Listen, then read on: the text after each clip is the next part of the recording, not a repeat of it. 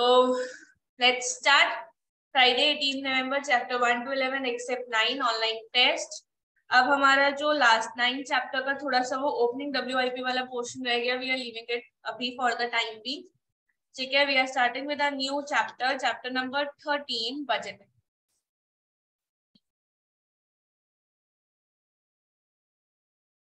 Chapter number 13 budgeting. It's a new chapter.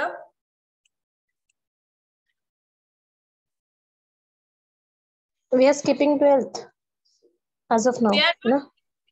हाँ, as of now we are leaving it क्योंकि बहुत ज्यादा हो गया है उसका. वही फिर वापस से वही WIP में जाना would be थोड़ा सा ना बोरिंग सा. तो we'll finish it जब भी हमें थोड़ा सा लास्ट में कभी 10-15 मिनट का एक्सेस टाइम मिलेगा तो we'll finish it. Okay, we are just अभी for the time being we are leaving it for the time being. ठीक, चलो अब आते हैं हम लोग बजटिंग पे. तो budgeting as the name suggest, budget मतलब आप जब जैसे अभी हमें भी पता है हमारी इकोनॉमी का भी बजट बनता है कि हम इतना पैसा इसमें लगाएंगे, इतना पैसा इसमें लगाएंगे. हर साल की डिसाइड कितने करोड़ रुपीस हम सोशल वेलफेयर में लगाएंगे, इतने करोड़ रुपीस हम एम्स बना रहे हैं, नेशनल हाईवेज बना रहे हैं, एवरीथिंग. वैसे ही इन एन ऑर्गेनाइजेशन ऑल्सो जब हम लोग पहले ही डिसाइड कर लेते हैं कि हम इतना कॉस्ट वेरिएबल कॉस्ट के लिए पैसा रखेंगे, इतना हम फिक्स्ड कॉस्ट के लिए पैसा रखेंगे, इतनी हम सैलरीज के लिए रखेंगे, तो when we create budget for certain specific costs तो उसे हम क्या कहते हैं, द प्रोसेस ऑफ बजटिंग. ठीक है. अब budgets can be of various types. कुछ होते हैं हमारे फंक्शनल बजट्स, कुछ होते हैं हमारे कैश बजट्स कि हम इतना ही कैश स्पेंड करेंगे. और हमने अब ऑर्गेनाइजेशन में कैसे बजट्स हो सकते हैं, हमने कोई मशीनरी लेनी है या नहीं लेनी, तो हम अभी डिसाइड कर लेंगे कि हमारे पास पैसा है तो हम मशीनरी लेंगे, नहीं है तो नहीं लेंगे. या फिर इस साल हम ये मशीनरी लेंगे तो we need to have that much money with us. या हमको ये डिसाइड करना पड़ सकता है कि यार इस साल will try to give more bonus to our employees. ठीक है, तो उसके लिए हमें पैसा अलग से रखना है. इस टाइम कोविड है तो हमें कोविड के लिए थोड़ा सा पैसा अपने एम्प्लॉइज की वेलफेयर के लिए भी रखना है कि अगर किसी की फैमिली में जरूरत है तो वी कैन गिव देम. अगर हम एम्प्लॉइज को वहां पे रखेंगे तो obviously they will work for our company also. तो समटाइम्स इट हैपेंस कि हम लोग डिफरेंट टाइप के बजट्स बनाकर चलते हैं और वो डिफरेंट टाइप्स के बजट हम लोग पहले ही बनाते हैं. बजट तो ऑब्वियसली वो पहले ही बनते और हम इसको eight the end of the year compare करते हैं विद आवर एक्चुअल फिगर्स. ठीक है, हम इसको कंपेयर किससे करते हैं, अपनी एक्चुअल फिगर से. और जब हम इसे अपनी एक्चुअल फिगर से कंपेयर करते हैं तो हम निकालते हैं वेरिएंसेस. वेरिएंसेस मतलब डिफरेंसेस कि हमने बजट ये किया था, हमारा एक्चुअल ये हुआ. ज्यादा हुआ तो एडवर्स है, कम हुआ तो फेवरेबल है. मतलब हमने जितना बजट बना के चला था, हमने 100 रुपए सोच के रखा था कि हम इसमें खर्च करेंगे, and if we spend 90 rupees तो that is favourable for us क्योंकि हमने 10 रुपए कम खर्च किया है. And if we have spent 110 rupees, so obviously it is adverse variance for us क्योंकि हमने उस पे ज्यादा खर्चा किया. तो ये वाला chapter is the basis for one more chapter, standard costing, जो हम इसी की continuation में करेंगे. That's why I'm telling you variances क्या होते हैं, adverse क्या होता है और favorable क्या होता है. ठीक है, तो हम लोग क्या करते हैं, हम जो भी बजट बनाते हैं in the starting of the period, ये प्रोसेस नॉर्मल चलता है. जैसी 1 अप्रैल 2 अप्रैल आती है, द अकाउंटेंट्स और the management accounting team prepares a budget कि हमें इतना रॉ मटेरियल इस साल चाहिए.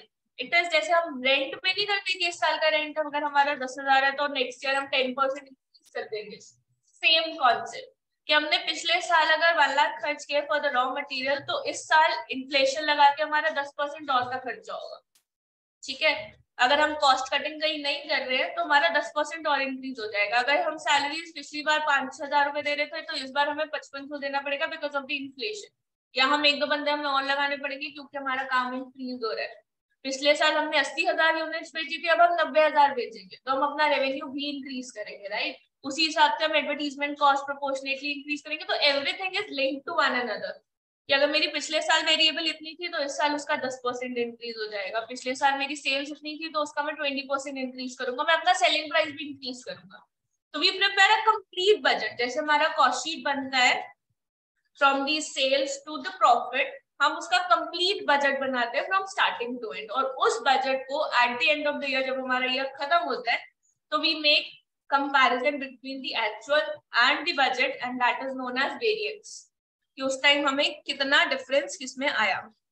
अब आप मुझे बताओ कि जब बजट बनाएंगे तो बजट किसको बनाना चाहिए, जो एक्चुअली फील्ड में ऑपरेशनल है या जो टॉप पे बैठा है और सिर्फ देख रहा है क्या हो रहा है उसको बनाना चाहिए, कि जो नीचे ऑपरेशनल बंदे हैं उनको बनाना चाहिए? ऑपरेशनल। ऑपरेशनल। तो जो ऑपरेशनल बंदा बनाता है उसको हम बोलते हैं बॉटम डाउन अप्रोच। नीचे से बना रहे हैं ना, उसे हम क्या बोलते हैं? Bottom down approach.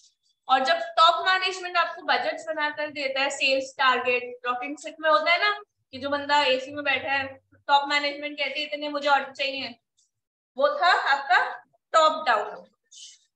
ठीक है, अगर यही नीचे जो ऑपरेशंस में बंदे हैं वो बताएंगे हम इतना अचीव कर सकते हैं, तो वो क्या होगी? Bottom up approach. वाइबल कौन सी होगी, बेटर कौन सी होगी? Bottom up. लेकिन ऐसा कुछ नहीं है, आजकल every person involve in budget, because आप उसे कह दोगे 100 यूनिट्स तुमने बेच ली है, उसने पिछले साल बेचारे ने 10 बेची थी, अब तुम्हें तुम एकदम अनअचीवेबल दे रहे हो, तो अनअचीवेबल की तो नहीं अचीव कर पाएगा ना। एग्जैक्टली तो रॉकेट साइंस वाला एग्जांपल, अगर रॉकेट साइंस देखिए तो उन्हें अनअचीवेबल टारगेट्स देते हैं ना, बेकार से कि इतने चाहिए इस साल में, नहीं करे तो विल फायर यू।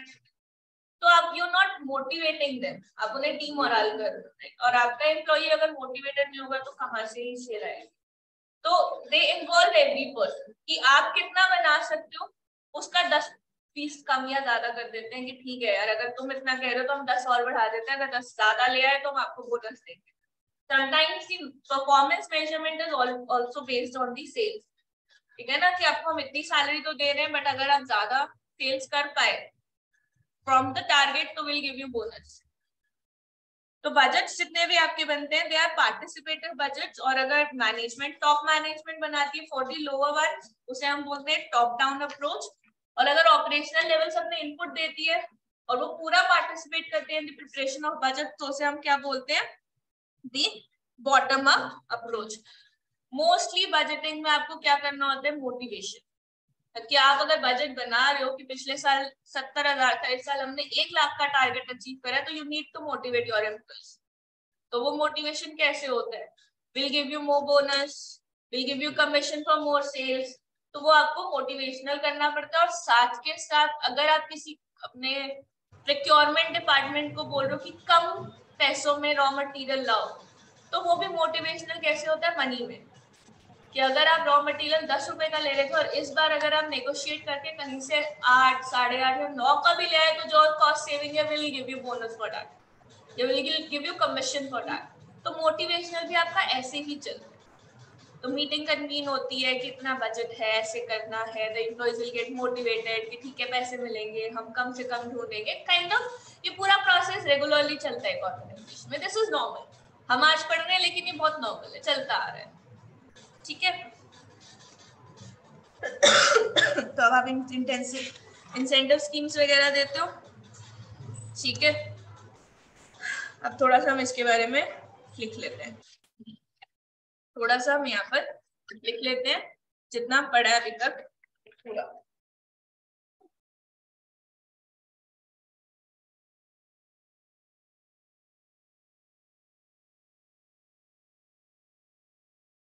बजट होता क्या है?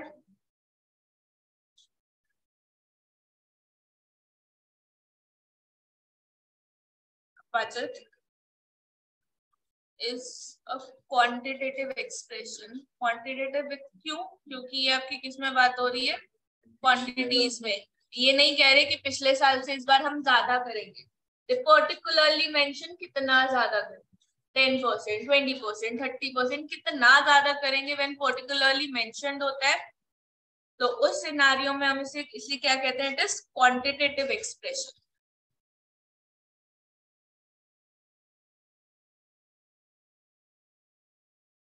quantitative expression of a plan of action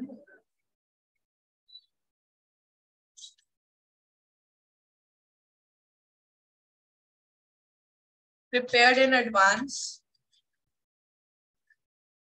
Prepared in advance. Advance में बनता है of the period to which it relates.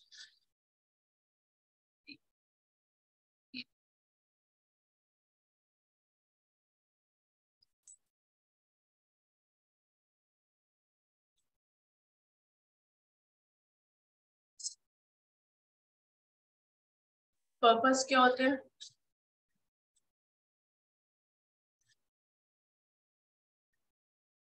Purpose क्या होता है? It is planning for the future.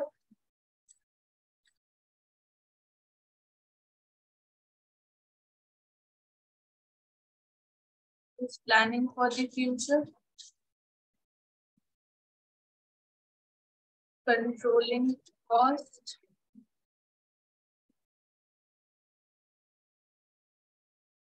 Coordination. Coordination.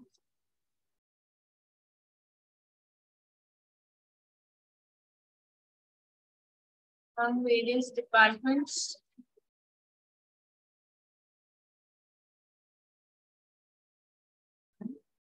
Communication.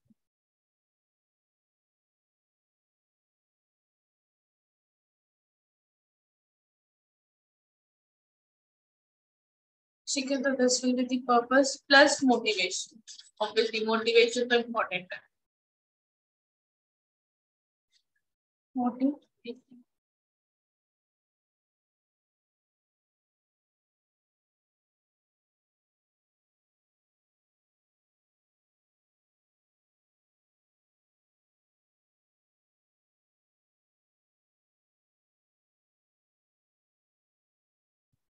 इसका ऑपरेशनल बिहेवियर्स क्या होता है?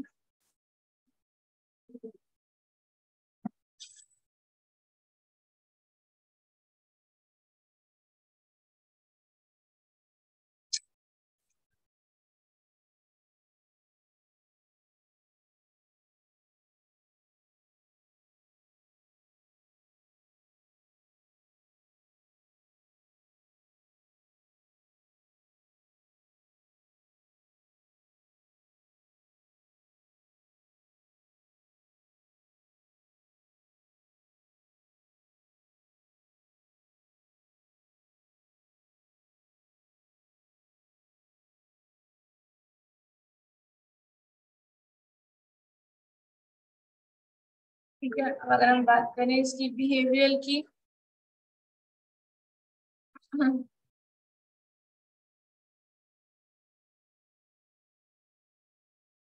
behavioral aspect of budget.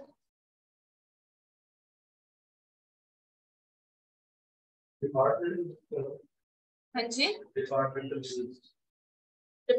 Budget मतलब हर एक डिपार्टमेंट का अपना अपना budget.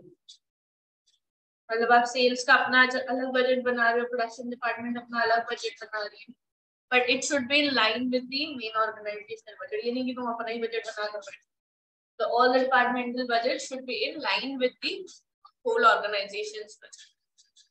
Behavioral aspects of budgets, the budgets should be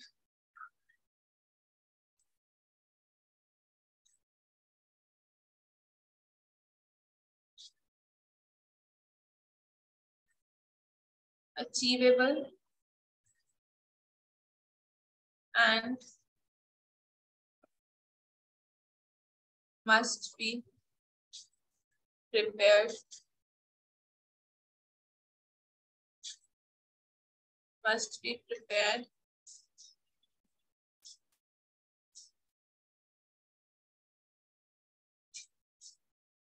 keeping in mind the performance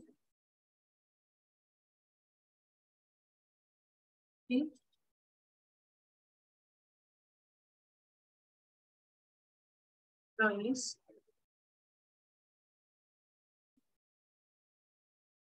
It is an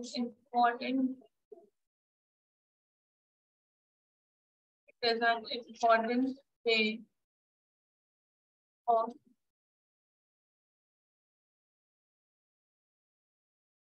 influencing the behavior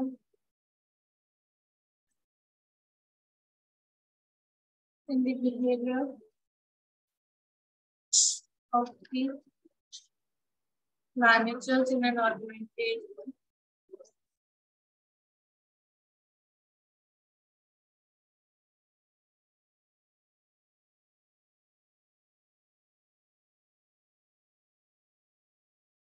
Organized behavior में ही कंटिन्यू मतलब डिफरेंट अंडरलाइन कर ले मतलब ऊपर हमने किया था meaning what is the budget फिर हमने किया पर्पस फिर हमने नहीं ये 1 सेकंड पॉइंट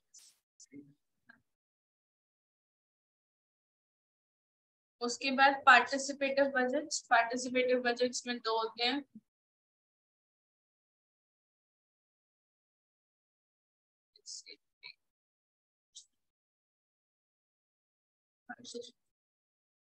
पार्टिसिपेटिव बजट्स में आपके 2 होते हैं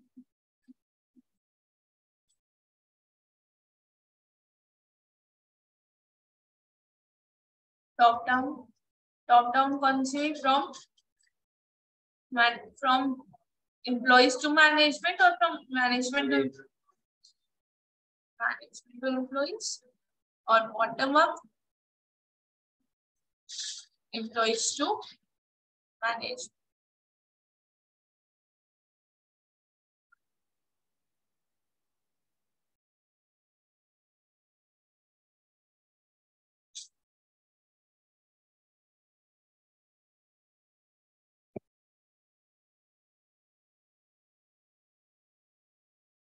It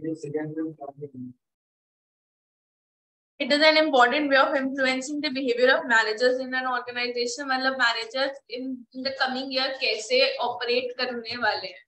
Are they going to sit idle or they'll be very active or proactive होकर अपने काम करेंगे? तो complete behavior will be dependent upon your budgets. अगर आप बजट बहुत ही out of the way बना दोगे तो वो छोड़ के बैठ जाएंगे यार unachievable हम नहीं कर रहे नहीं होगा अगर आप बहुत ही कम बनाओगे तो उन्हें पता है अभी हम आराम से बैठे हैं बाद में तो कर ही लेंगे इतना कोई प्रॉब्लम वाली बात तो the budget should be prepared in that manner कि भैया वो हमेशा एक्टिव रहे the behaviour of your management will be totally dependent on how you have prepared that budget ठीक है ना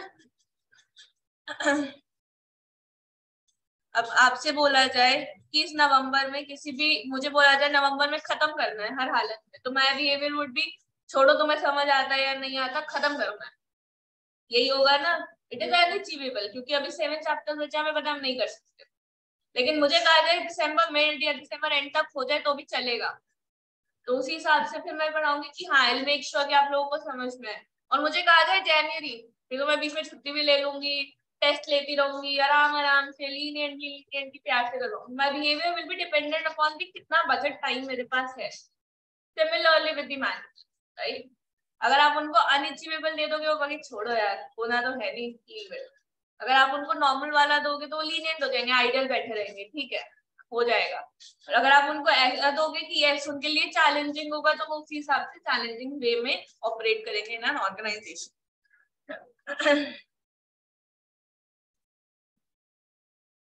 setup by management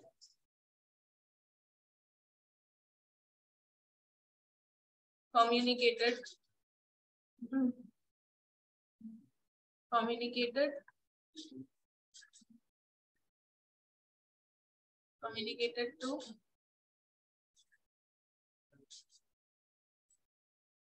lower levels of organization. Bottom up approach.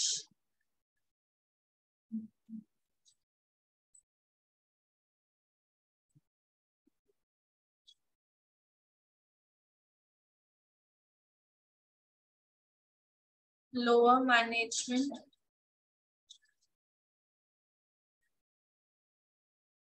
is involved. Lower management is involved in setting targets.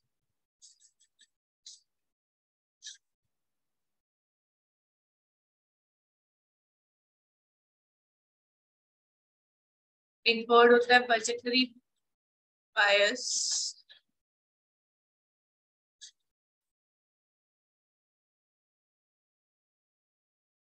क्या होता है? when you set when the managers intentionally set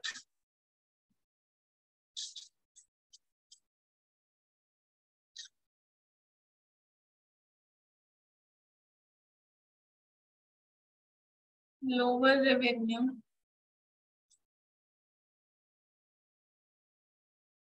target and higher cost.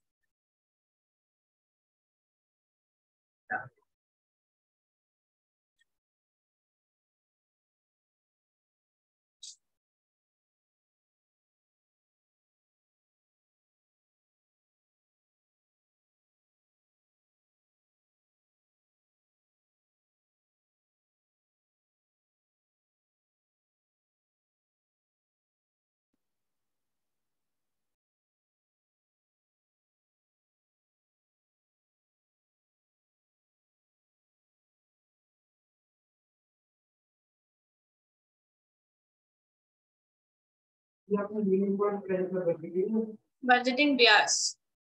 Biasness होती है ना, गलत क्या कहते हैं बायसनेस को हिंदी में, क्या कहते हैं? बायसनेस होता है ना,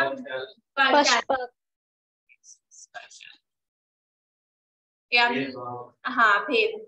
एग्जैक्टली. कि आपने इंटेंशनली रेवेन्यू को कम टारगेट रखा और कॉस्ट का हाई रखा, उसे हम बजटरी बायसनेस बोलते हैं. It is important for motivation. Budgets are important for motivation. अभी तो मुझे लग रहा है आज तो ये थ्योरी चलने वाली है.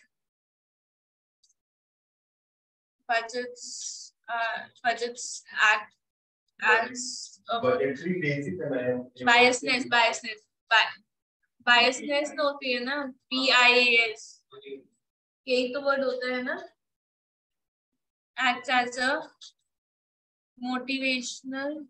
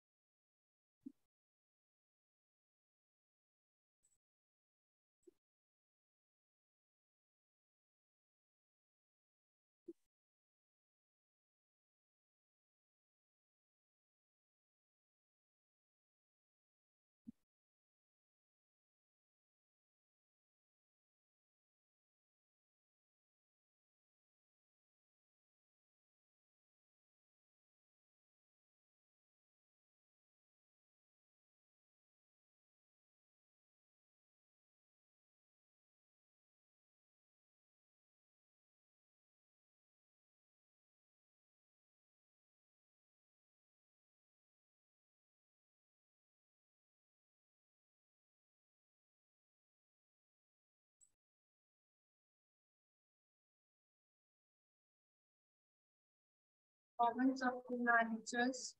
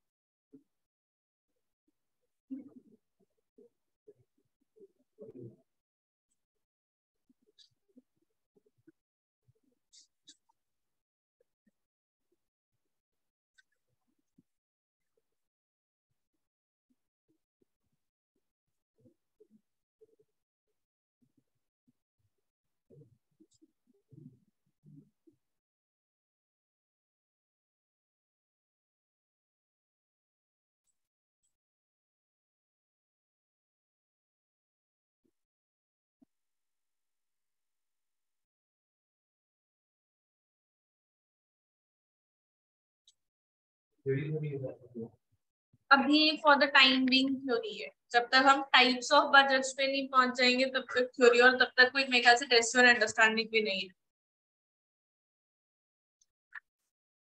ये चैप्टर है तो एक दो क्लासेस का ही खत्म हो जाएगा, इसके बाद स्टैंडर्ड कॉस्टिंग करेंगे, उसमें अच्छा मजा आएगा। ये बजटरी वाइज क्या बोल रही है? ये बजटरी वाइज बोल रहा है कि आपने इंटेंशनली मतलब इंटेंशनली आपने रेवेन्यू टारगेट कम करा है और हायर कॉस्ट का टारगेट रखा है। क्या बोल रही है?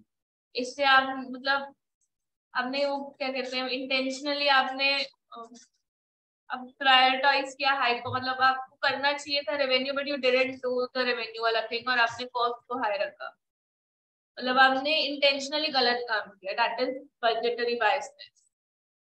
When you favour one and, ये क्यों करेगा, सोचो क्यों करेगा, जो वो नहीं चाहते थे अपने ऑर्गेनाइजेशन में काम करें। You are the manager don't want, हाँ अपने प्रॉफिट के लिए, अपने कंफर्ट के लिए।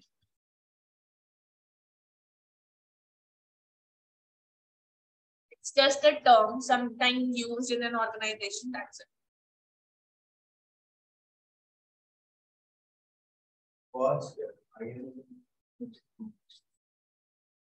Usually budgets में क्या होता है, higher revenue and lower cost, और बजटरी बायसनेस में क्या होता है, revenue target low revenue and high, simple.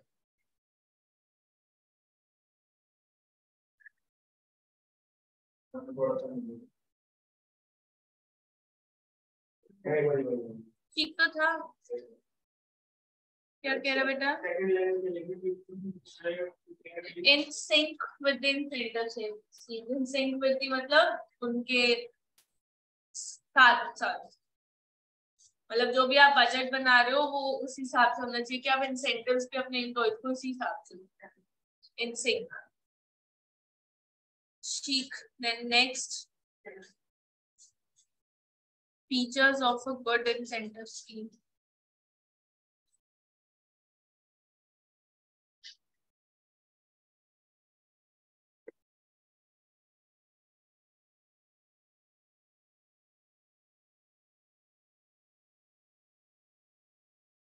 Good employ reward scheme, मतलब आप अगर अपने एम्प्लॉयज के लिए कुछ इंसेंटिव स्कीम्स बना रहे हो तो वो कैसी होनी चाहिए, ऑब्वियसली सबसे पहले तो फेयर होनी चाहिए, ठीक है।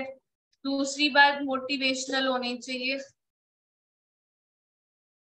फेयर मतलब सबके लिए बराबर, ये नहीं कि आप किसी को ज्यादा दे रहे हो किसी को कम।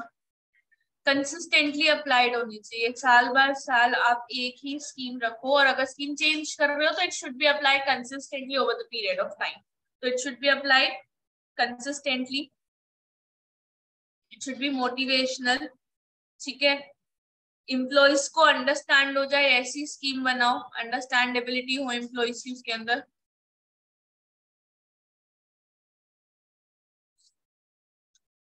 और यूनिवर्सल होनी चाहिए, यूनिवर्सल मतलब it should be applicable to employees at all level, universal होनी चाहिए। तो fair, motivational, consistently applied, understandability होनी चाहिए उसमें, और यूनिवर्सल होनी चाहिए। ये consistent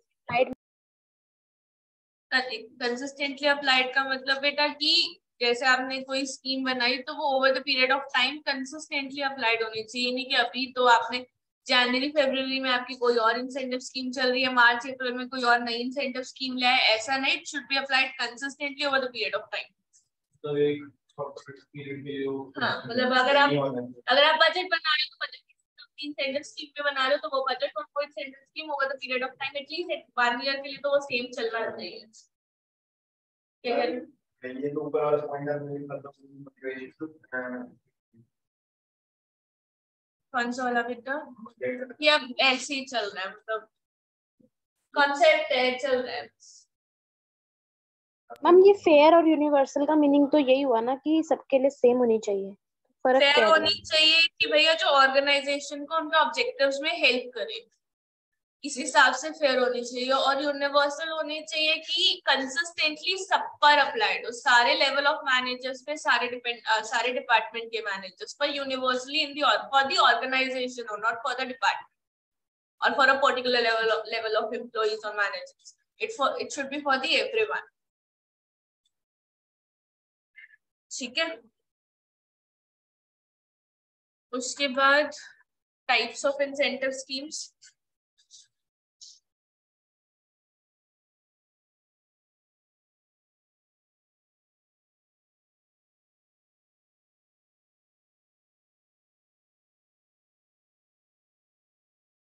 type of incentive schemes हमारी 3 तरीके की होती है. ये हमने लेबर में पढ़ा हुआ है, बोनस वाले में. एक होता है आपका परफॉर्मेंस रिलेटेड, कि जितना आप बनाओगे उतना हम देंगे, है ना. यही था ना परफॉर्मेंस रिलेटेड, कि भैया पीस वर्क है, जितना आप बनाओगे उतना ही आपको हम दे देंगे, और एक लिमिट के बाद बनाओगे तो हम आपको एक्स्ट्रा पेमेंट देंगे. दूसरा कौन सा होता है, बोनस स्कीम्स. ये भी हमने पढ़ी हुई है लेबर में. बोनस स्कीम्स क्या होती है कि भैया 8 घंटे काम किया तो ये, उसके ऊपर एक्स्ट्रा काम किया तो हम आपको ज्यादा देंगे, या फिर वो ओवर टाइम भी कह सकते हैं. और हमने लेबर में तो ये अलग अलग पढ़ा था, राइट. ओवर टाइम अलग था, बोनस अलग. बोलो. इसमें कॉन्सेप्ट था कि अगर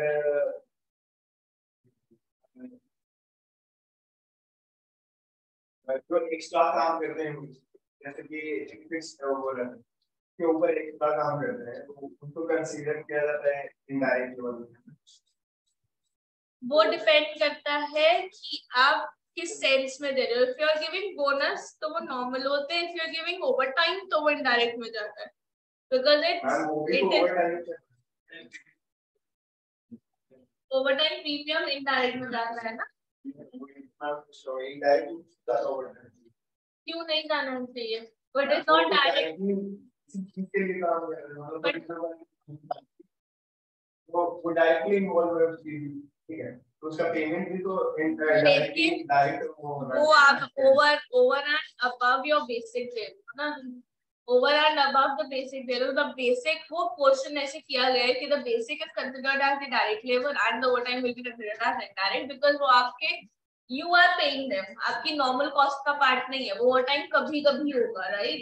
डायरेक्ट लेबर का अगर एक्सपेंसिव में चले तो इनडायरेक्ट एक्सपेंसेस कंसीडर करेंगे. इनडायरेक्ट लेबर में कंसीडर करेंगे. इनडायरेक्ट लेबर और डायरेक्ट लेबर में बाइफरकेट होगा ना आपका एक्सपेंस. है तो वो लेबर ही, बट एक डायरेक्ट लेबर होगी और एक इनडायरेक्ट लेबर होगी ना. तो डायरेक्ट लेबर तो which will be considered as the part of your cost when you are calculating prime cost, तब आपका डायरेक्ट में जाता है ना. इनडायरेक्ट में इसलिए जा रहा है बिकॉज वो कभी कभी हो रहा है. आप उसको हमेशा तो वेरी नहीं कर सकते ना कि when you are preparing 100 units तो ये कॉस्ट इनका होगा ही होगा. हाँ, वो डेली जॉब का पार्ट नहीं है ना, इसलिए हम उसको इनडायरेक्ट में लेंगे. तो एक हो गया आपका परफॉर्मेंस रिलेटेड, जो पीस वर्क सिस्टम हमने पढ़ा हुआ है लेबर में. पीस वर्क सिस्टम होता है जब हम जितनी यूनिट्स आप प्रिपेयर कर रहे हो उस यूनिट्स के बेसिस पे आप पर यूनिट पैसा दे दो. If you are preparing 100 units in a day, will pay you for 100 units. वो होता है आपका पीस वर्क रिलेटेड. बोनस होता है कि ठीक है हमारा standard was 80, but if you are prepared 100 तो वो जो 20 का extra will pay you on थोड़ा सा ज्यादा अमाउंट, दैट इज बोनस. और तीसरा होता है प्रॉफिट शेयरिंग. ये आपका थोड़ा ऑफिस वाले उसमें आ जाएगा, मैन्युफैक्चरिंग से हटके. प्रॉफिट शेयरिंग हो गया कि ठीक है if you can sell 100 units in a day और हमारा टारगेट 90 का है, तो फिर उस 10 का हम आपको प्रॉफिट शेयर कर देंगे. 10% और 20% of the total sale you have made, हम उसका प्रॉफिट शेयरिंग बेसिस पे करते हैं सारे एम्प्लॉय. मतलब जितने. हाँ बेटा. बोनस तो तब भी मिलेगा ना जैसे हमने कोई वर्क एफिशिएंटली कर लिया, जैसे कि मतलब अगर हमें वो 5 घंटे में बना के देना था और हमने उसे 4 हाफ में बना के दे दिया, तो वो भी तो हमारा बोनस काउंट होगा ना. एग्जैक्टली, वो हमारा बोनस काउंट होगा. वही मैं कह रही हूँ ना, अगर 8 आवर्स में आपने 100 यूनिट्स बनाने थे, इफ यू विल प्रिपेयर 120 तो उस एक्स्ट्रा वाले का हम बोनस में मानेंगे. मैं थोड़ा दूसरी सेंस में बोल रही थी. प्रॉफिट शेयरिंग होती है जो हम नीचे वाले मतलब आपके सेल्स गर्ल्स या सेल्स बॉयज को आप कहते हो कि if you can sell 1 unit in a day, जो हमारे घर में आकर करते नहीं है, ये वाला प्रोडक्ट ले लो, प्रॉपर हमें इंफॉर्मेशन देते हैं, और उनका प्रॉफिट शेयरिंग पर होता है कि if they can sell 10 units in a day तो विल गिव उनका हम 10% of the profit will be shared with among them also. Salary के अलावा होता है. This is incentive scheme. Incentive scheme, it is over and above your salary. तो it will be based on your budgets कि ठीक है budget में अगर परफॉर्मेंस इतना हमारा बजट है, अगर आपने उससे ज्यादा अचीव किया तो हम आपको फिर बोनस देंगे या प्रॉफिट शेयरिंग के बेसिस पर देंगे।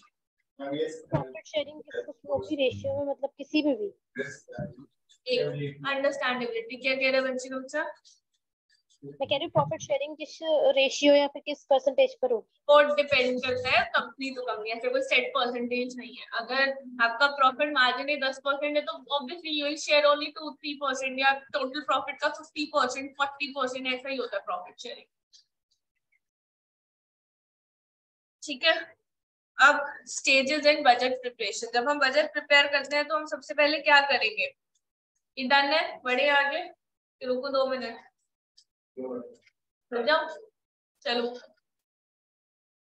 अब हमने करना है स्टेजेस इन बजट प्रिपरेशन। तो जब हम बजट प्रिपेयर करते हैं तो कौन कौन सी स्टेजेस होती हैं? मतलब फर्स्ट स्टेप हमारा क्या होना चाहिए?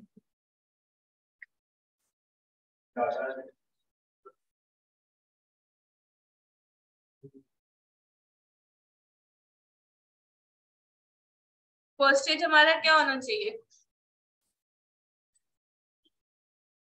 अगर मेरे को कहना है कि मेरे को मुझे बजट बनाना है तो सबसे पहले मुझे क्या चाहिए बजट बनाने के लिए?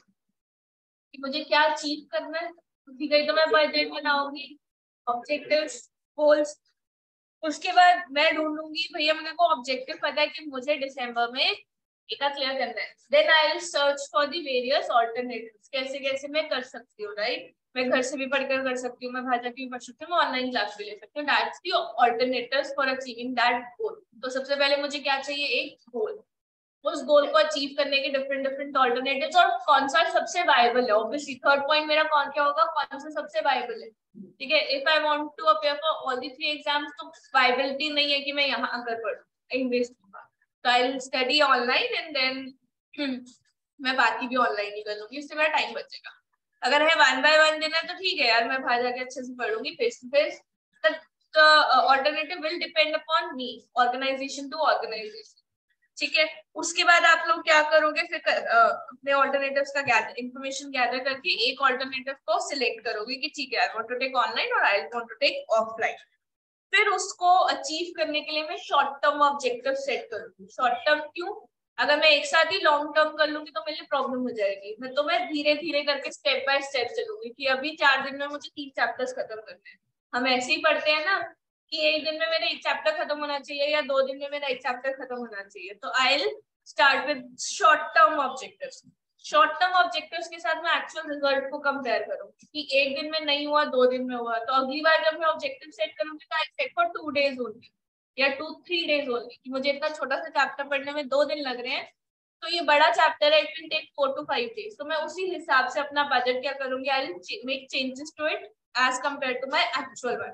जब मैं छोटे छोटे बनाऊंगी तो उसी हिसाब से तो मैं उसे चेंज करती रहूंगी, और एट दी एंड जो मेरे प्लान्स में डिफरेंस आया है उसको मैं क्या करूंगी? I will respond. ठीक है, तो क्या स्टेप्स रहेंगे? पहले एक गोल, उस गोल तक पहुंचने के डिफरेंट डिफरेंट रास्ते, उन रास्तों के लिए डिफरेंट डिफरेंट इन्फॉर्मेशन, ऑब्वियसली कौन सा बेटर है। फिर I will choose the one. वो चूज करने के बाद आई विल मेक छोटे छोटे शॉर्ट टर्म प्लान्स। उन शॉर्ट टर्म प्लान्स को I will compare it and उनके एक्चुअल रिजल्ट्स के साथ मैं उनका रीजन ढूंढूंगी और डाइवर्जेंस। सिंपल, यही हम लिख लेते हैं।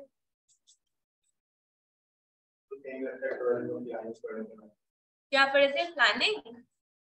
Planning was from the perspective of management, तो एकदम टॉप मैनेजमेंट वाला पार्ट था। Budget can be for anyone. अब जैसे मैंने अब तुम्हारे एग्जांपल में बजट बनाया, हाँ मतलब अब बजट तुम्हारे लिए भी चल जाएगा, but planning from management point of view होता था। उसमें अलग अलग स्टेप्स होते थे, राइट? स्टाफिंग एंड सब कुछ, organisation, if I remember correctly ऐसा ही होता था ना, स्टाफिंग होता है। लेकिन मैम प्लानिंग के तो सारे यही वाले थे, सेट मिशन वाला पूरा एग्जैक्ट यही था। तो सबसे पहले आप क्या करोगे? You will set the mission to pass your exam. उसके बाद आइडेंटिफाई योर ऑब्जेक्टिव्स, कि एक साथ या सारे। Identify objectives.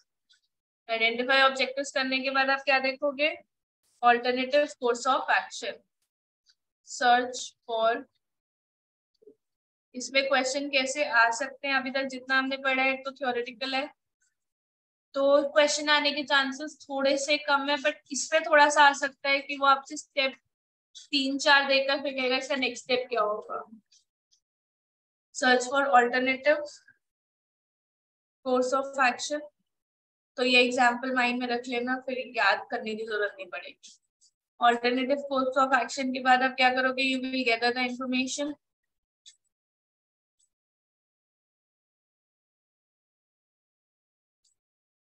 इंफॉर्मेशन गैदर करने के बाद you will select the course of action.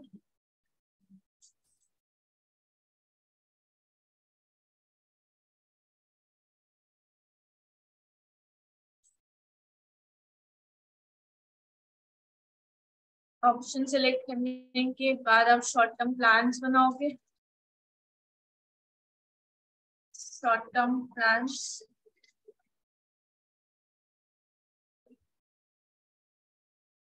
Short term plans, उसके बाद monitor actual results,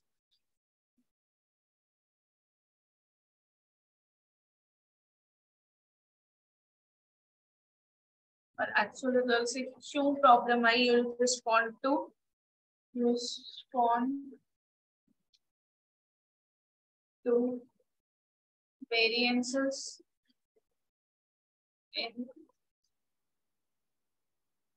variances from plan.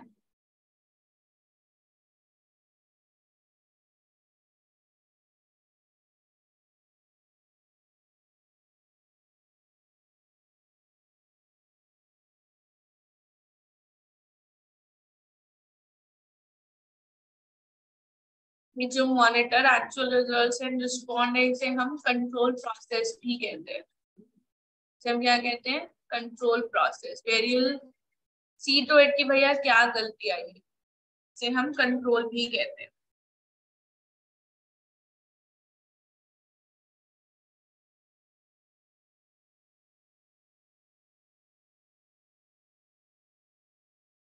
हम ये प्रोसेस बजट बनाता है, ये प्रोसेस बजट बनाती है। Set mission and identify objective. Set mission to pass एका, identify the objective. Set mission pass करना है एका, हाँ एग्जैक्टली। ऑब्जेक्टिव एक साथ करना है कि तीनों अलग अलग करने हैं, हाँ different alternatives are different objective, हाँ उसमें से। फिर उसके बाद ऑल्टरनेटिव लाइक कि ऑनलाइन ऑफलाइन की सेल्फ स्टडी, फिर उसके बारे में इंफॉर्मेशन कि ऑनलाइन करोगे तो हाँ उसका एग्जांपल हो सकता है mission, you have to sell 1 lakh units in 5 years, ठीक है, that will be your mission. Objectives कि अभी लेट्स स्टार्ट विद 50,000 एनुअली, अभी हमारी स्टार्टिंग है। ऑब्जेक्टिव करंट ईयर का क्या है, 50,000 एनुअली, ठीक है। या फिर ऑब्जेक्टिव क्या है मेरा, reduced cost to increase profit, to maximise profit, ठीक। अब alternative course of actions, alternative course of actions क्या होंगे कि सर्च, मतलब मेरे को अच्छे एम्प्लॉयर्स चाहिए, शुड आई आउटसोर्स इट और बाय इट, कुछ मटेरियल मैं खुद बनाऊं या फिर आउटसोर्स करूं, और मेरी मार्केटिंग स्ट्रैटेजीज क्या होंगी। फिर उनके बारे में मतलब मैं किस पे ज्यादा फोकस करूं, मैं सप्लायर्स अच्छे ढूंढूं, बाय बनाकर आउटसोर्स करूं, या फिर ये तीनों मानेंगे ऑल्टरनेटिव्स है, ठीक है। अब इनके बारे में मैंने इंफॉर्मेशन गैदर करी कि सप्लायर्स अच्छे मिल रहे हैं या आउटसोर्स वाला अच्छा मिल रहा है या एडवर्टाइजिंग वाला बंदा अच्छा मिल रहा है, then I will opt to one, ठीक है, जिसमें मेरी कॉस्ट कम हो रही है, that is select the course of actions. फिर I make short term plan कि ठीक है अभी मेरे को एडवर्टाइजमेंट में सिर्फ 1 लाख खर्चा करना है, I will stick to it. उसके बाद मैं देखूंगी 1 लाख से ज्यादा खर्चा हुआ कि कम खर्च हुआ, that is to monitor actual results. और रिस्पॉन्ड कि अगर ज्यादा हुआ तो आई विल मेक श्योर कि नेक्स्ट ईयर कम हो। ये हो गया from the manufacturing point of view. Budget किस पॉइंट पे बना, एंड पे? बजट स्टार्टिंग में ही बन गया बेटू, बजट बना आपका जहाँ पे आपने शॉर्ट टर्म प्लान्स बनाए, this is your budget process, यहाँ से आपका बजट स्टार्ट हुआ। When you have select the course of action, उसके बाद तो आपका बजट बना ना कि आपको क्या चाहिए। तो जो मॉनिटर रिजल्ट्स करेंगे वो भी बजट का ही पार्ट है। वो आपका, हाँ, बजट का ही कंट्रोल प्रोसेस, जब बजटरी कंट्रोल होती है उसे हम बजटरी कंट्रोल बोलते हैं। ठीक,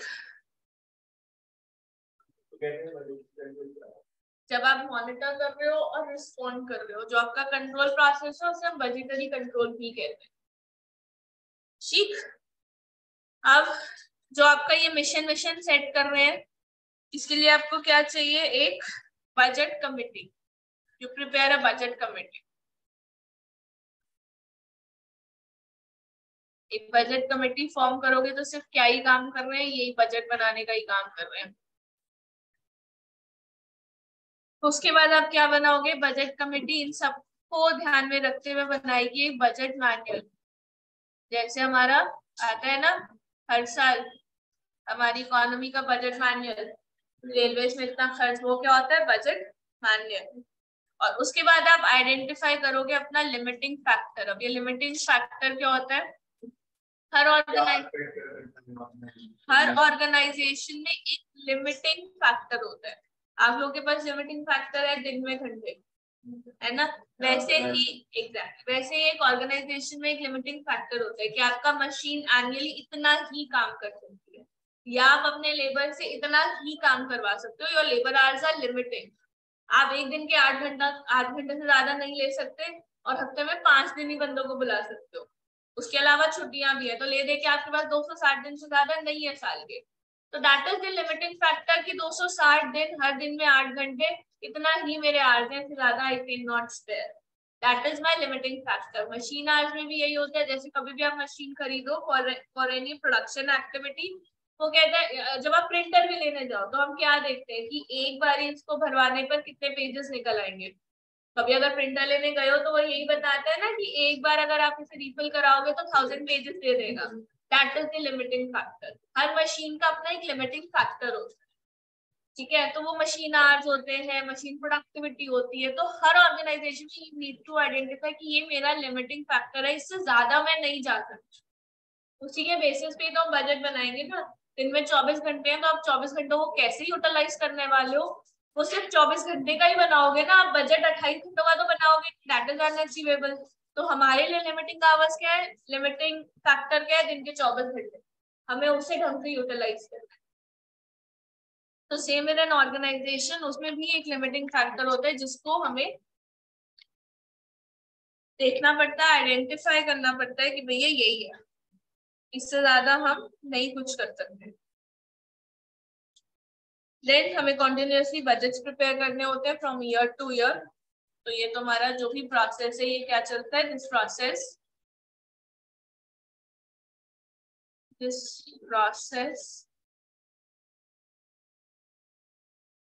continues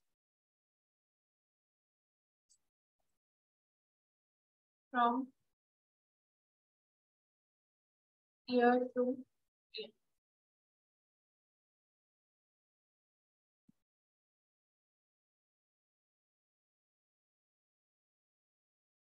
फोन माइंड भी दूर रहेगा।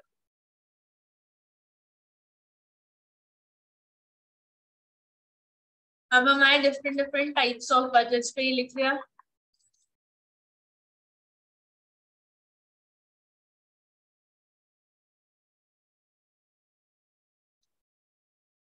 Now we come to functional budgets.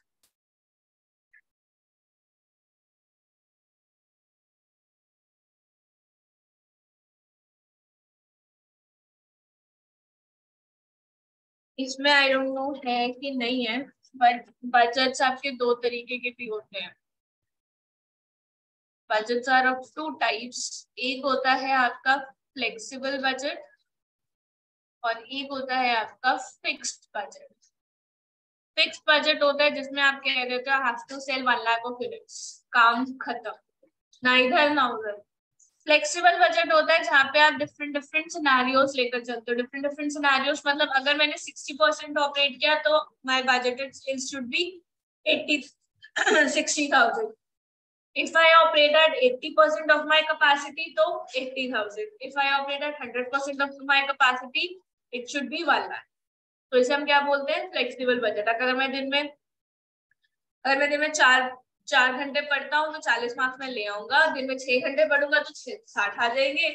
8 घंटे पढ़ लूंगा तो 80 आ जाएंगे. This is flexible. लेकिन आप सोच के चलो कि 80 ही लाने हैं, चाहे कुछ भी कर लूं, तो वो आपका क्या हो जाएगा? फिक्स्ड. ठीक है. तो budgets are of 2 types, flexible and fixed. Flexible में आप डिफरेंट सिनेरियोस लेकर चलते हो कि इफ ये हो गया तो क्या होगा, इफ ये. फिक्स में फिक्स रहता है, कहीं कुछ नहीं जाता. तो फ्लेक्सिबल में आ जाता है आपका व्हाट इफ वाला सिनेरियो, और फिक्स्ड में फिक्स्ड ही रहता है. It remains fixed in all the scenarios. हाँ, जब ये बनाते हैं तो बेसिकली ऐसे ही बनता है. अगर आप प्रैक्टिकली भी देखोगे ना तो ऐसे बनेगा कि अगर आप 80% कैपेसिटी पे करते हो तो सेल इतनी होती है, और उसी सेल्स की बेसिस पे आपका पूरा बजट दोबारा बनता है. फिर आप साइमल्टेनियसली बनाते हो कि अगर हम 100% कैपेसिटी पे काम करें तो ये सेल्स होगी और इसकी एक कॉस्ट. तो आप एक्चुअल में फिर जिस परसेंटेज ऑफ कैपेसिटी पे काम कर रहे हो उसी के बजट से आप उसको कंपेयर करें. At the end you will get to know ना कि वी आर ऑपरेटिंग एट 80% और 60%. आप 8 घंटे पढ़े कि 6 घंटे पढ़े, तो अब फिर आप एक्चुअल को उससे कंपेयर कर लेते हो कि ठीक है यार 6 घंटे पढ़ के मैंने सोचा 60 आ जाएंगे, 55 आ गए, काफी है, थोड़ा सा वेरिएंस ही तो चल जाएगा. तो आप उसको उसी से ही कंपेयर करते हो.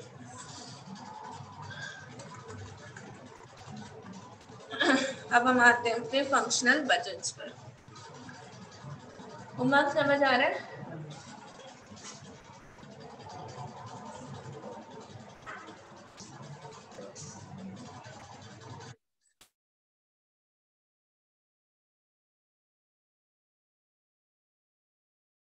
फंक्शनल बजट्स में हमारा सबसे पहला बजट होता है सेल्स बजट.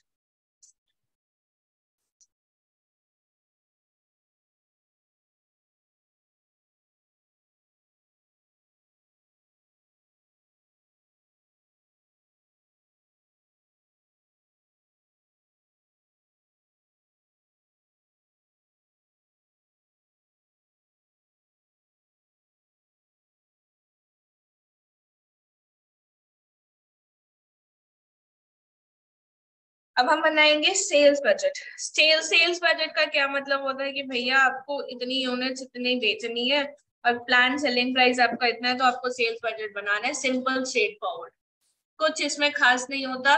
बस आपको डिसाइड करना होता है कितनी मेरी सेल्स वैल्यू होगी और कितनी मेरी सेल्स की यूनिट होगी. That is my budget. इसमें कोई इफ बट कोई कुछ नहीं होता. Sales budget is very straightforward कि भैया मुझे इतना ही बनाना है तो इतना ही से मतलब इतना सेल करना है, इतनी प्राइस पे करना है. तो सेल्स बजट में it is very straight forward determination of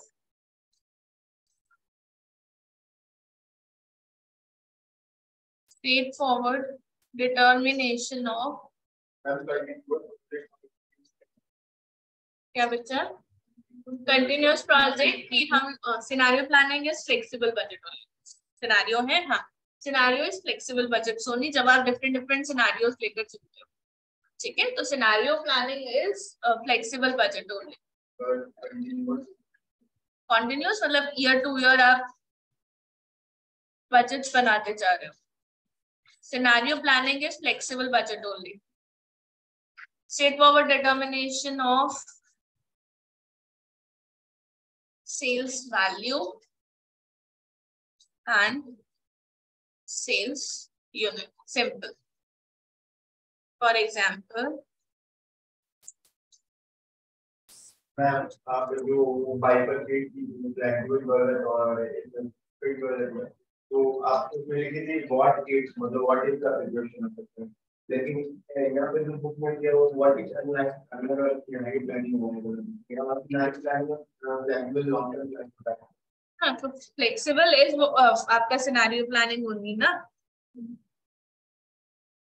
तो व्हाट इफ एनालिसिस भी तो वही हुआ, वेर यू क्रिएट लाइक कि क्या क्या सिचुएशंस हो सकते हैं, तो सेम ही बात है, डिफरेंट डिफरेंट टॉप हेडिंग्स में दिया, बात तो सेम ही है।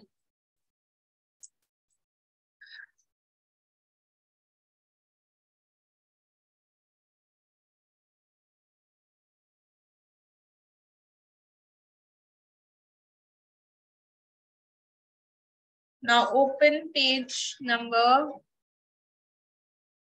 358. सब फंक्शनल बजट में पहला बजट है आपका sales budget. Straightforward determination of sales value and sales unit.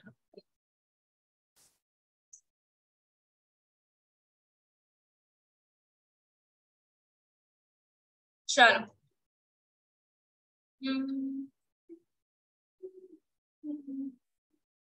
Page number 358 illustration number 2। फन कहाँ चली गई? फन तो आई ना, बनाई थी सही रही। चलो इलस्ट्रेशन नंबर 2।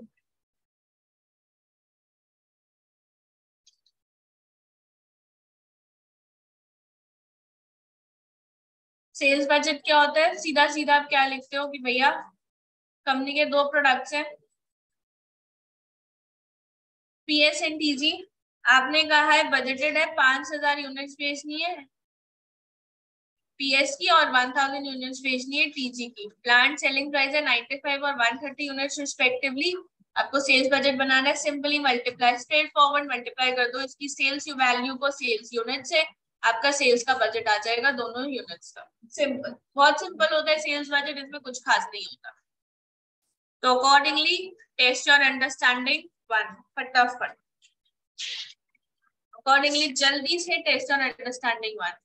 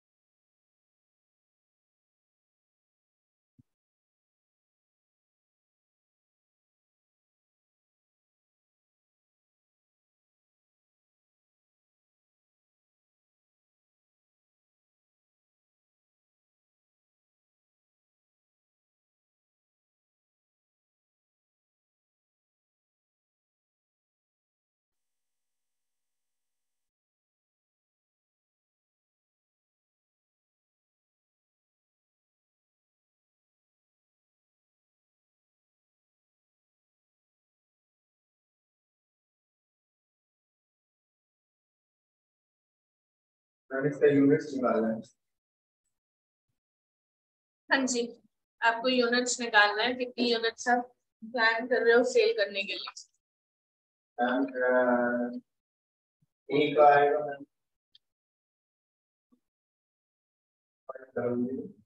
और आएगा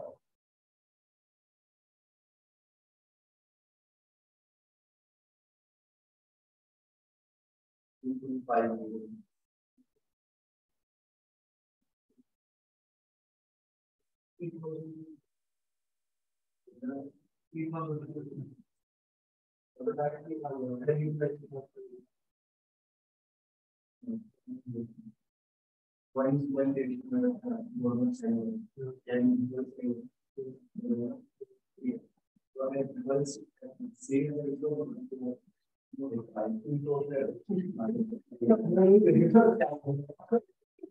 की 4500 आ रही है, उसकी 250।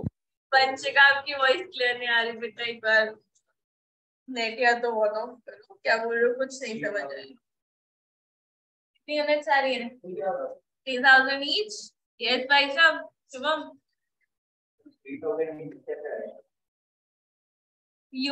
you need to sell 9 lakhs, right? आपको 9 लाख रुपीस चाहिए, आपको 9 लाख डॉलर्स चाहिए, राइट? आप सेल कर रहे हो at the selling price of 100। Panchika 9 बच्चा नहीं आ रहा क्लियर है वॉइस बिल्कुल भी। तो आपको टोटल आपको, हाँ बोल बेटा। हमें कितनी सेल करनी है ए और बी की। Yes yes yes yes. तो उसकी 4500 आ रही है और इसकी 2250 आ रही है बी की। नहीं इतना डीप में नहीं जाना भाई। 9 लाख टोटल रेवेन्यू चाहिए ना। हाँ। टू प्रोडक्ट दोनों मिला के। तो टोटल आपको 300 रुपए का बेचना है ना सामान। ए और बी दोनों को मिला के टोटल 300 रुपए का सामान बेचना है ना। तो जब 9 लाख को आप 300 से करोगे तो टोटल आपको कितने 3000 बेचना है। तो अब करके देख, अगर तो 3000 यूनिट ए की बेचेगा तो कितनी आ जाएगी तेरा 1:1 भी तो आ जाएगा। 300 into 100 और 3000 into 200। मुझे लग ही रहा था, पहले मैंने भी ऐसे ही किया था, मैंने भी रेवेन्यू को हाफ हाफ डिवाइड करके फिर सोचा, बट ऑब्वियसली वो नहीं आ रहा। तो ये रेवेन्यू को डिवाइड नहीं, रेवेन्यू को डिवाइड नहीं करना। मैंने भी वही कर दिया। हम सब ने एक ही गलती करी है, हेड छोड़ो। ठीक, बढ़े आगे। पहले मैंने भी ऐसे किया था, मैंने भी 450 करके सोचा डिवाइड बाय 100 कर दो और डिवाइड बाय 200 कर दो, बट ऐसा नहीं होगा। चलो next, budgeted production. Budgeted productions में क्या होता है कि आपको कितनी प्रोडक्शन चाहिए ड्यूरिंग द ईयर। वो किस पे डिपेंड करेगी, वो डिपेंड करेगी भाई कि सेकंड होता है आपका प्रोडक्शन बजट्स। मैम तो एक सेकंड मैम, मैं अभी भी कंफ्यूज हूँ। बोल बेटा बोल। मैम जैसे आपने बोला कि 9 लाख डॉलर हमें रिवेन्यू कमाना है, तो इसको हमने डिवाइड किया 300 से, तो हमारी 3000 यूनिट्स आ गई कि 3000 यूनिट सेल करनी। अब 3000 को हमें ए और बी में डिवाइड भी तो करना है, हाफ हाफ, तो 1500 नहीं हो गई वो। तो आपने डिवाइड किसको करा, आपने 300 से करा है ना, आपने टोटल से ही तो करा है। लेकिन सेल्स जो सोल्ड प्रोडक्ट की सोल्ड है वो तो 1:1 रेशियो में है ना। हाँ, तो both should be sold in equal ratios. तो both should be sold 3000 units each. 3000 into 100 3 lakh, 3000 into 200 6 lakh, 6 plus 3 9. Your unit should be equal ना। हाँ तो वही तो मैं 3000 हमारी टोटल यूनिट्स आई है, तो उसी को तो टोटल यूनिट्स नहीं आई बेटा, you have to sell 3000 mixes, मतलब आपने एटलीस्ट दोनों का मिला के 3000, तो दोनों को 3000 मिक्सेस में सेल करना है। तो 3 अलग अलग दोनों, मतलब टोटल 6000 यूनिट सेल कर रहे हैं। एग्जैक्टली, आप 6000 यूनिट सेल कर रहे हो, 3000 इसके 3000 इसके, उस हिसाब से फिर आप उसका प्रॉफिट भी निकालना। ठीक है, अब क्लियर है? नहीं मैम अभी भी समझ नहीं आया, बट लेकिन हम लोगों ने जब टोटल से निकाला, मतलब हमने 100 + 200 करके 300 से उसे डिवाइड किया, तो इसका मतलब हमारा आंसर भी तो टोटल ही आया होगा, तो फिर हमने उसको फिर into 2 क्यों किया?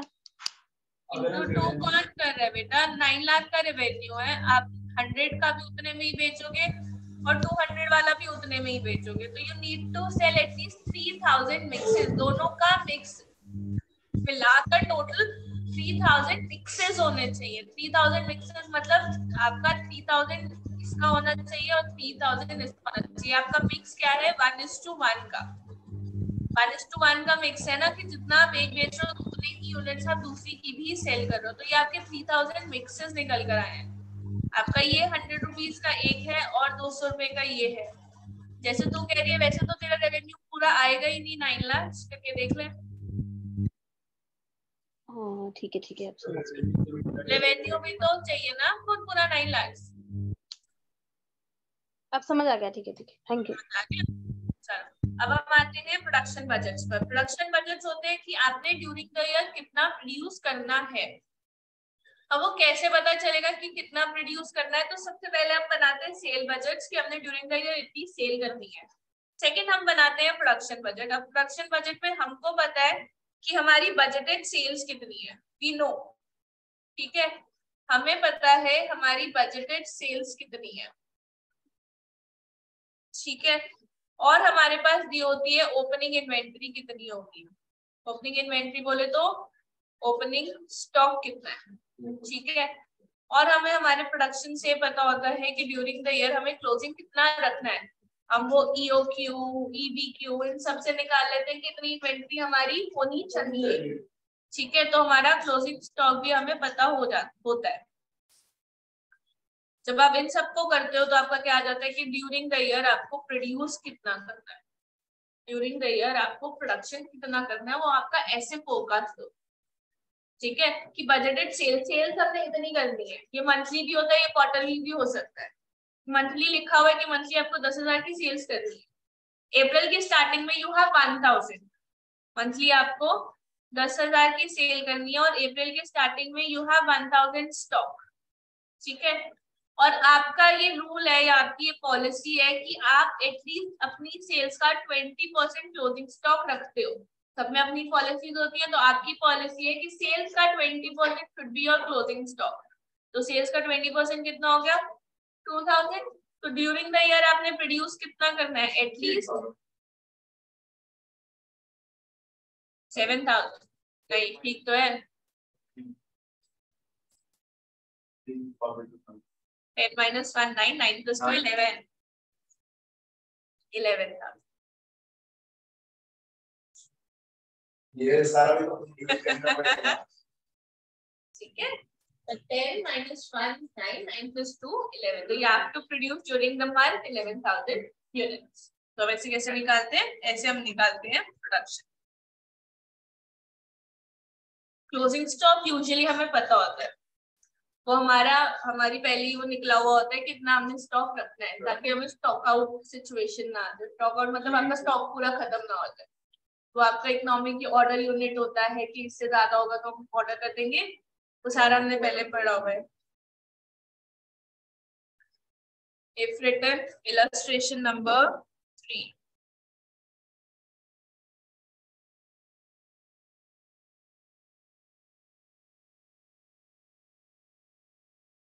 मैम प्रोडक्शन बजट हमेशा सेल बजट से नहीं है। हाँ, पहले सेल्स बजट बनता है, देन प्रोडक्शन बजट बनता है। सीक्वेंस नहीं, क्वेश्चन नहीं, मतलब बनता ही ऐसे, सीक्वेंस ही यही होते है कि पहले आप सेल्स डिसाइड करते हो कितना आपको सेल करना है, फिर आप उसके बेसिस पे बाकी सारी चीजें डिसाइड।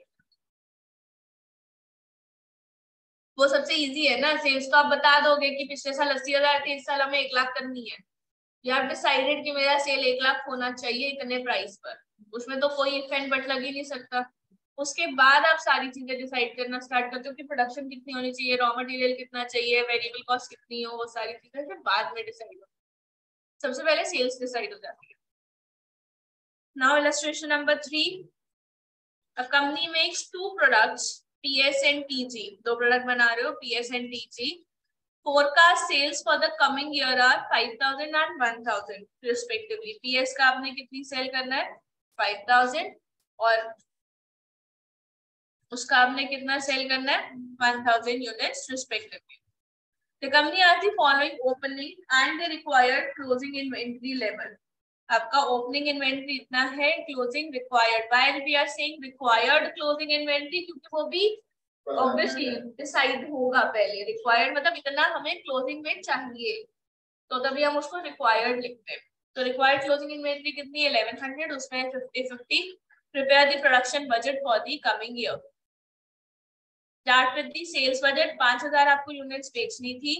ओपनिंग इन्वेंट्री 100 है, क्लोजिंग इन्वेंट्री 1100 है, तो budgeted production during the year कितनी होनी चाहिए 6,000। Same with the TG units, 1,000 आपकी सेल्स है, 50 ओपनिंग है, 50 क्लोजिंग है, तो ड्यूरिंग द ईयर आपको कितना बनाना है 1,000। ठीक है, और एग्जैक्टली सेम कॉन्सेप्ट आपका चलता है मटेरियल वाले में। थर्ड बनता है फॉर्मूला नहीं कोई लिखा हो बेटा, फोरकास्ट सेल्स जो हमने लिखा, budgeted sales minus opening plus closing divided कितना आ गया आपका प्रोडक्शन। ठीक है, नेक्स्ट होता है आपका बजट, मटेरियल बजट। अब आपने प्रोडक्शन तो देख ली कि आपने इतनी यूनिट्स बनानी है, आपको 11,000 यूनिट्स या 6,000 यूनिट्स आपको बनानी है। उसके लिए आपको मटेरियल कितना चाहिए होगा। नेक्स्ट बजट कौन सा बनता है मटेरियल बजट। मटेरियल बजट होता है कि आपको एक प्रोडक्ट बनाने में कितना बजट, कितनी यूनिट्स चाहिए। फॉर एग्जांपल अगर मुझे इसी एग्जाम्पल को अगर मैं आगे बढ़ाऊं, 1 PS की यूनिट्स बनाने के लिए मुझे 4 kg रॉ मटेरियल चाहिए, तो मुझे प्रोड्यूस कितनी करनी है? 6000 यूनिट्स। तो मुझे कितना केजी रॉ मटेरियल चाहिए होगा? 24,000। अब मैं इस केजी के टर्म्स में बात करूंगी कि मेरे को जब 24,000 केजी चाहिए, मेरा ओपनिंग इन्वेंटरी था सेम, मेरा ओपनिंग रॉ मटेरियल स्टॉक था 1000, मुझे क्लोजिंग रॉ मटेरियल चाहिए 2000, तो मुझे कितना रॉ मटेरियल और मंगाना है? सेम कॉन्सेप्ट, ठीक है। बट ये किसमें बात करी जाएगी? ये बात करी जाएगी कि आपको कितनी यूनिट्स प्रोड्यूस करनी है और कितना उसमें मेरा एक यूनिट को बनाने में कितना मेरा रॉ मटेरियल लगता है ना। एक यूनिट को बनाने में मेरा कितना रॉ मटेरियल लगता है? 2 किलो में 1 यूनिट बन रही है, या 2 रॉ मटेरियल की 2 यूनिट से मेरी 1 यूनिट बन रही है, तो उससे हम पहले क्या निकालेंगे कि हमें कितनी रिक्वायरमेंट है, मेरा बजटेड रिक्वायरमेंट कितनी है। फिर हम देखेंगे ओपनिंग कितना है, क्लोजिंग कितना है, सेम कॉन्सेप्ट, और मुझे एग्जैक्टली तो ये इसी सीक्वेंस में ही होगा। पहले first you decide sell, then you decide कितना प्रोड्यूस करना है, उस प्रोडक्शन के लिए आपको कितना मटेरियल चाहिए, तो ये आपका सीक्वेंस में ही चलेगा, ठीक है। जैसे आप एग्जांपल था इसमें कितना मतलब रेट होगा, जैसे 4 केजी वो उसमें भी होगा। अभी टाइम फटाफट देख लो, 5 मिनट लगाते हैं। Illustration number next 4।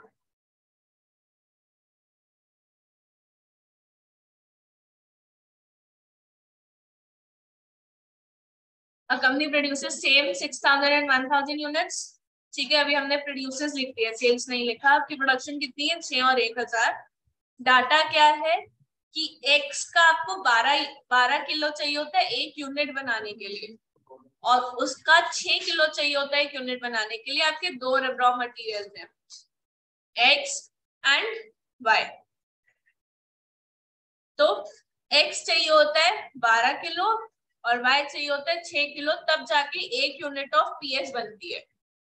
Same with TG, 1 unit of TG बनाने के लिए 12 किलो में x चाहिए होता है और 8 किलो में y चाहिए होता है। तो टोटल x और y कितना चाहिए आपको? टोटल x और y निकालोगे, आपको ओपनिंग और क्लोजिंग इन्वेंटरी दी हुई है, आप निकाल सकते हो कि आपको कितना रॉ मटेरियल मंगाना है। डोंट टर्न द पेज, मुझे यहाँ पे बताओ कितना रॉ मटेरियल आपने मंगाना, टोटल x कितना मंगाना और टोटल y कितना मंगाना है। एग्जैक्ट अलग अलग नहीं, टोटल। अब तो आपका रॉ मटेरियल तो आ गया ना, अब वो रॉ मटेरियल आप क्या अलग अलग करोगे? अब हम सीधा रॉ मटेरियल की बात कर रहे हैं। पीएस को बनाने के लिए कितना चाहिए, टीजी को बनाने के लिए कितना चाहिए, मेरी टोटल रिक्वायरमेंट आ जाएगी। टोटल रिक्वायरमेंट में I less opening, I add closing, और मेरा टोटल कितना मुझे चाहिए वो आ जाएगा। बनाने के लिए 1,08,000 क्या हुआ? आराम आराम से कर लो, कोई बात नहीं। एग्जैक्टली 84,000, ये आ गया आपका 72,000 और 12,000, 84। ओपनिंग ऑफ एक्स मुझे कितना दिया हुआ है? ओपनिंग है मेरा 5, जरूरी नहीं है ऊपर ओपनिंग ही दिया हो, और क्लोजिंग है मेरा 6, तो 90, 85, 85। एक्स का अपना अलग, वाई का अपना अलग। हम ये निकाल, रॉ मटेरियल तो आपको एक्स और वाई अलग अलग ही चाहिए, दोनों का प्राइस भी अलग अलग है बेटा। वाई का लगेगा 6, नहीं सॉरी 1,000 इंटू 12, 12,000 है 72, 72।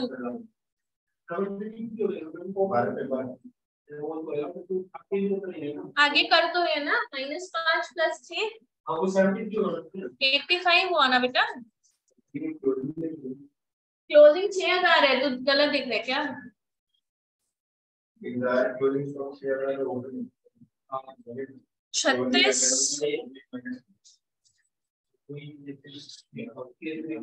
36 और 8,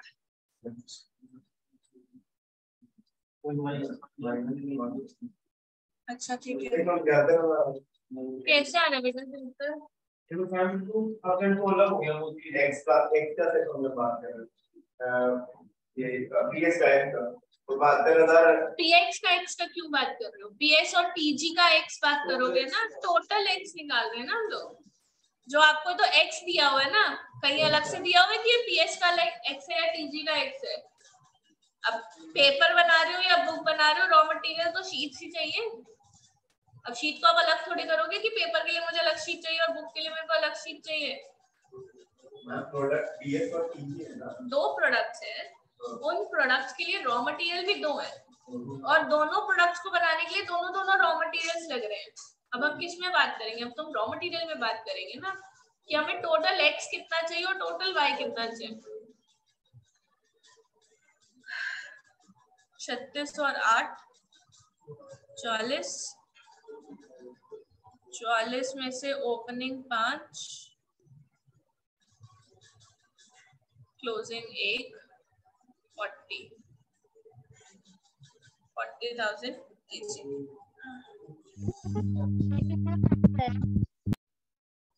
पंचिका नहीं आई आवाज बेटा, इसका मेरा प्राइस है 1000 कहाँ से आया ऊपर?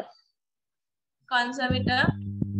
72,000 आ गया, हाँ उसके बाद 12,000 भी आ गया, हाँ, फिर ये 84,000 के इनको ऐड करा दोनों को। और क्या टोटल एक्स नहीं निकालोगे कि कितना रिक्वायर्ड है? पहले हम टोटल एक्स निकालेंगे फिर उसके बाद ओपनिंग और क्लोजिंग माइनस करेंगे। एग्जैक्टली। तो एक्स को खरीदने के लिए कितना खर्चा करना पड़ेगा आपको? 72 which was 61,200 डॉलर्स और इसको खरीदने के लिए हमें खर्चा करना पड़ेगा 62,400। अब क्या नहीं समझ में आया? उज्जवल clear? Shubham, Lakshya, Vansh, Vanshika, Srishti clear? Clear? Ramsha, Ramsha clear है बच्चा? Yes, ma'am. एवरीवन?